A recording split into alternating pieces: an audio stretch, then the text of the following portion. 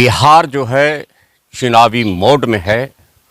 अगले 2-3 महीनों में बिहार में विधानसभा चुनाव होने वाला है और ख़ास करके लखीसराय विधानसभा क्षेत्र सुर्खियों में है। सुर्खियों में इसलिए है कि जो बिहार के डिप्टी जो विधायक हैं विजय कुमार सिन्हा, उनका क्षेत्र है। 4 टर्म से लगातार वो विधायक हैं और अभी वर्तमान में बिहार के डिप्टी सीएम हैं और उनका मुकाबला इस बार दिलचस्प होने वाला है और उन्हें कड़ी शिकस्त देने के लिए, टक्कर देने के लिए कांग्रेस पार्टी के निर्देश पर बिहार महिला कांग्रेस प्रदेश की कार्यकारी अध्यक्ष डॉक्टर कुमारी सोनी मैदान में कूद चुकी है। वो जनता के बीच जा रही है, डोर टू डोर कैंपेन कर रही है, खास करके महिलाओं से संवाद कर रही है। सरकार की योजना जो आम आवाम तक लोगों के तक नहीं पहुंच रहा है, उसके बारे में उन्होंने जानकारी दे रही है और वो संग्राम छेड़ दी है कि इस बार जो लखीसराय विधानसभा क्षेत्र है वो हॉट सीट रहेगा बिहार का और उसकी शिकस्त देने के लिए, कड़ी टक्कर देने के लिए चुनावी मोड में आ चुकी है डॉक्टर कुमारी सोनी। मैं अपने दर्शकों को बता दूं डॉक्टर कुमारी सोनी कौन है।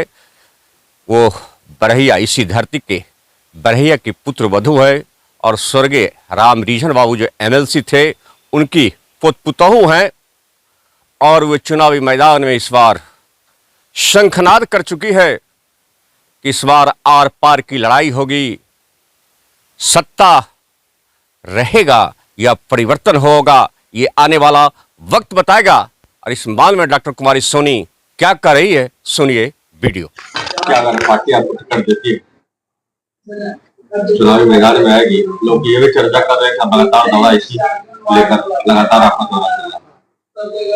आप क्वेश्चन ऐसा पूछ रहे इसलिए आंसर दे रहे हैं हम। वैसे कोई कौन आएगा जाएगा वो तो जब आएगा पता चल ही जाएगा, लेकिन हाँ, अगर मुझे पार्टी इस काबिल समझती है कि मैं उसके दायित्व का निर्वहन कर सकती हूँ तो जी मैं बिल्कुल उतरूंगी और बिल्कुल अपने पार्टी का निर्देश का पालन करूंगी। और रहा बात की इसकी चर्चा है कि मैं इसलिए आती हूँ, तो ये बिल्कुल भी नहीं है। मैं आती नहीं, मैं यहीं की हूँ। लेकिन जब कुछ सीखना पढ़ना होता है तो आदमी अपने गांव, यहाँ तो आप सिस्टम देख रहे हैं 20 साल का, तो सेम चीज तो यहाँ है। तो आखिर कुछ गुण और कुछ कला और कुछ ज्ञान सीखना है तो लखीसराय के छोड़ के बाहर जाना, तभी तो यहाँ पे वो इस चीज को यूज किया जाएगा ना।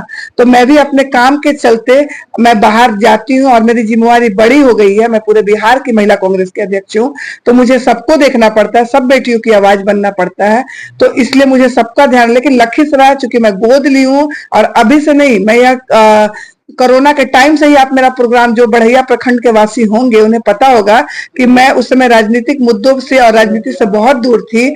मेरे इस काम को और मेरी इस भावना को देख करके पार्टी वालों को भी पता चला कि लखीसराय की बहू जो है लखीसराय का दुख दर्द को दूर करने में कामयाब होगी। इसीलिए आपके पास मुद्दा भी है। मैं इस मुद्दा के चलते लखीसराय में नहीं घूम रही हूँ, लखीसराय की हूँ, थी और रहूंगी। इसलिए ये मुद्दा मुझ पे दिया गया है कि आप इस बात की चर्चा भी कर रहे हैं। आपको लगता है कि यहाँ की बेटी है तो कुछ नया सोची है यहाँ के बारे में? मेरे सोचने से सिर्फ अकेले नहीं होगा, बाहरी है इसीलिए तो यह मुद्दा इतना बिगड़ा हुआ है, बाहरी है इसीलिए तो इतना घोटाला बढ़ा हुआ है, बाहरी है इसलिए बेटियां मेरी असुरक्षित है। घर की बेटियों का तो सुरक्षा सब कर लेता है। अगर यह घर के होते, जो भी यहाँ डबल इंजन की सरकार है, यहाँ बाहरी आदमी यहाँ का नहीं होता तो बेटियों का दुख दर्द समझता, तो मेरी युवाओं का दुख दर्द समझता, तो बेरोजगारी का समस्या का समाधान निकालता, तो यह कहने का दारू बंद हो गया। खैर पूरे बिहार का मामला है, लेकिन यहाँ लखीसराय का भी दारू खुलेआम बिकता है, जहरीली दारू मिलता है, जिससे हमारे बहनों के, वो भी मेरी बहनों को ही अत्याचार आता, पिटाई भी खाना मेरी बहनों को ही है नशा के दारू से। नशा का मतलब जहरीली दारू पीने से। जो बाहरी है उसको बाहरी रहेगा ही ना। अब लखीसराय की जनता को सोचना है कि घर वालों को ही घर से निकाले या फिर ऐसे ही वो झुलसते मरते रहेंगे, बेटियां मेरी ऐसी रेप और बलात्कार के शिकार होती रहेंगी। यह सब हमारी जनता को अब समझना पड़ेगा, उनको जागना पड़ेगा, उनके बिना जागे नहीं होगा। घर का कहावत है, घर फूटे जवार लूटे, यही हमारे लखीसराय विधानसभा का हाल 20 साल से हुआ है। घर का आदमी नहीं है, घर के आदमी का वैल्यू नहीं है, तो हमारे देखिए बाहरी आदमी हमारे जनता के साथ क्या दुराचार कर रहा है।